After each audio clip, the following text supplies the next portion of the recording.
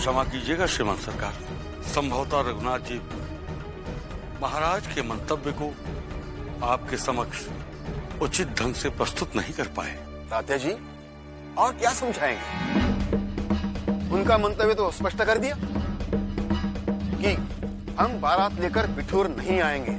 श्रीमंत सरकार, हमारे महाराज का बारात लेकर आने से कोई इनकार नहीं है, क्योंकि हमारी झांसी इस समय विषम परिस्थितियों से जूझ रही है। आप अच्छी तरह से जानते हैं कि सिंहासन के तीनों दावेदारों का महाराज के विरुद्ध षड्यंत्र में लिप्त देख ये अंग्रेज उन्हें और प्रोत्साहन दे रहे हैं। जिस तरह से इन फिरंगियों ने बंगाल और महाराष्ट्र को हड़पा है, उसी तरह से ये हमारे समृद्धिशाली बुंदेलखंड को भी हड़पना चाहते हैं। ऐसी विषम परिस्थिति में महाराज का झांसी से निकलना अत्यंत घातक सिद्ध हो सकता है। रघुनाथ सिंह, ऐसे विकट परिस्थिति से संपूर्ण हिंदुस्तान जूझ रहा है। इसका अर्थ ये तो नहीं कि हम विवाह जैसे महत्वपूर्ण संस्कार की मर्यादाओं को छिन्न भिन्न कर देंगे। छी छी छी, कितनी खेदजनक बात है कि अपने मित्र के साथ बाराती बनकर सफीपुर आ सकते हैं, लेकिन स्वयं अपनी बारात लेकर बिठूर नहीं आ सकते।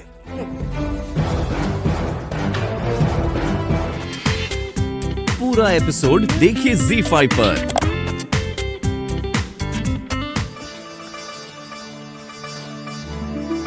आओ मनु बेटा, देखो देखो तुम्हारा शगुन आया है।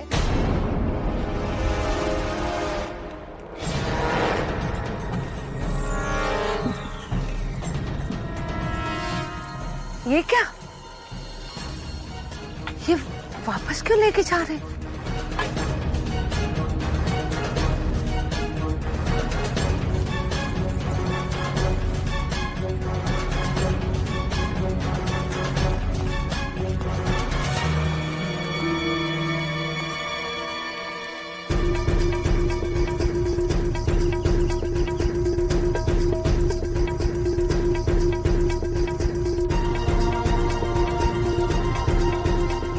जाओ बेटा, प्रणाम करो।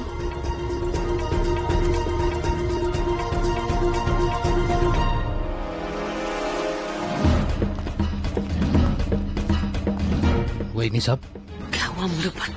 सब कुशल मंगल तो है? जीते रहो बेटा, जीते रहो। सदा सुखी रहो बेटा। श्रीमान सरकार ने झांसी से आए शगुन अस्वीकार कर दिया। ऐसा क्यों किया? महाराजा गंगाधर राव बारात लेकर बिठूर नहीं आना चाहते। मनु बेटा, अपने कक्ष में जाओ। ऐसा क्यों किया उन्होंने? बनी साहब, इनका ये कहना है कि झांसी में कुछ ऐसी परिस्थिति है कि महाराजा गंगाधर राव बिठूर नहीं आ सकते, परंतु महाराजा गंगाधर राव के इस तर्क को श्रीमंत सरकार ने केवल अपने लिए ही नहीं, मनु का भी अपमान समझा है। इसीलिए उन्होंने ये संबंध अस्वीकार कर दिया। चाची, मैं महारानी जैसी लग रही हूँ ना?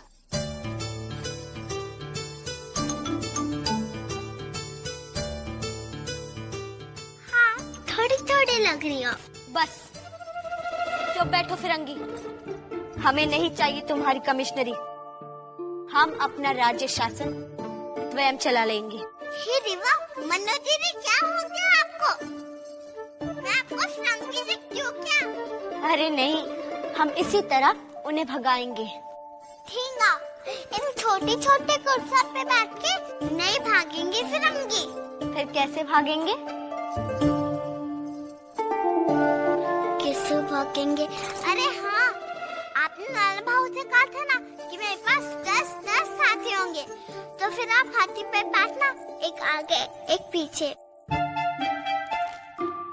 फिर डांटूंगी ना तो धूम धमाके भागेंगे।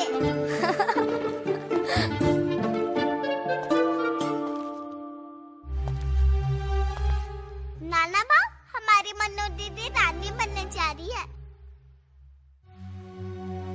वो तो अपना हाथी आपको बैठेगी और आपके साथ ठेंगा दिन दिखाएगी।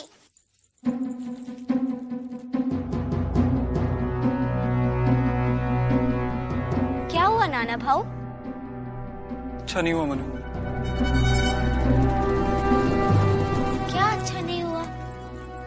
मनु, नियति को यह संबंध स्वीकार नहीं था।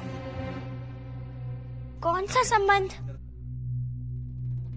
मनु, अब तुम्हारा विवाह झांसी नरेश से नहीं होगा।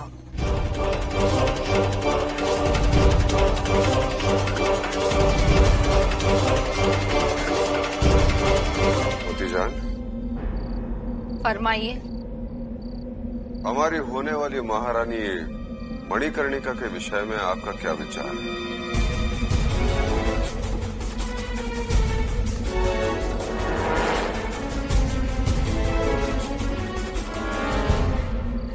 हुजूर, सबसे पहले तो इस खूबसूरत ज़हीन और बहादुर मलिका के लिए इस नाचीज का दिली मुबारकबाद कबूल कीजिए। हमें आपसे यही उम्मीद थी मोती जान।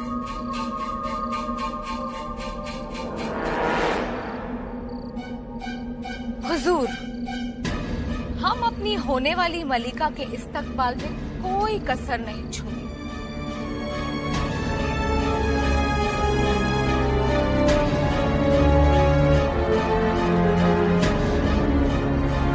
हुजूर, आपसे एक बात पूछने की गुस्ताखी कर सकती हूँ? आपकी गुस्ताखियां हमें पसंद है मोती जान। झांसी की होने वाली मलिका के घर वालों ने आपकी शर्तें मंजूर कर ली?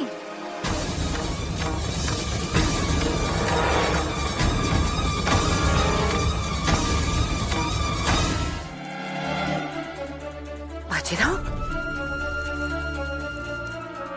बाजीराव, तुमने मनु का शगुन लौटा दिया। यदि गंगाधर राव ने कुछ शर्तें रखी थी तो तुम्हें मान देना चाहिए था। यही कहना चाहती है ना आप? गंगाधर कोई शर्त नहीं रख रहा, मुझे अपमानित करने की कोशिश कर रहा है। आप क्या जाने बेनी साहब, मेरे मन पर क्या बीत रही है। मेरे इस प्रकार मना करने के परिणाम हमारी छबीली को भुगतना पड़ रहा है। अगर मोरूपन बिठूर के अतिरिक्त कहीं और रह रहा होता ना, तो गंगाधर ये शर्त कभी नहीं रखता।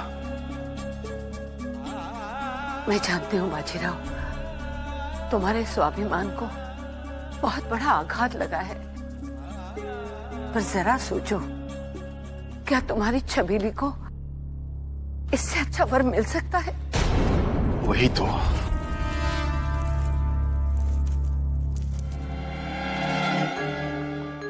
एक उपाय है मेरे पास बाजीराव।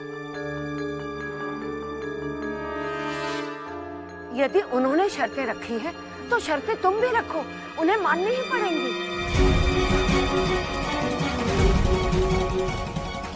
हाँ बाजीराव।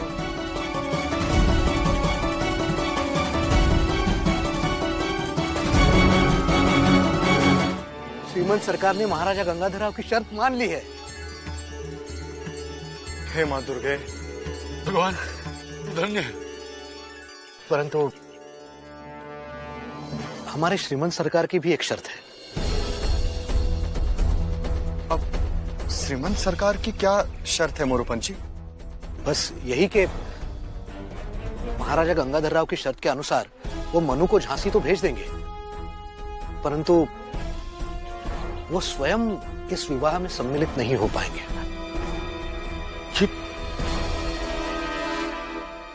बाबा,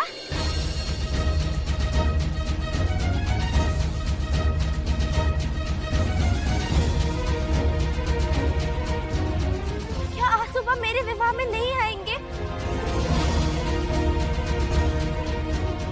आपके महाराज ने मेरे आसुबा का अपमान किया है।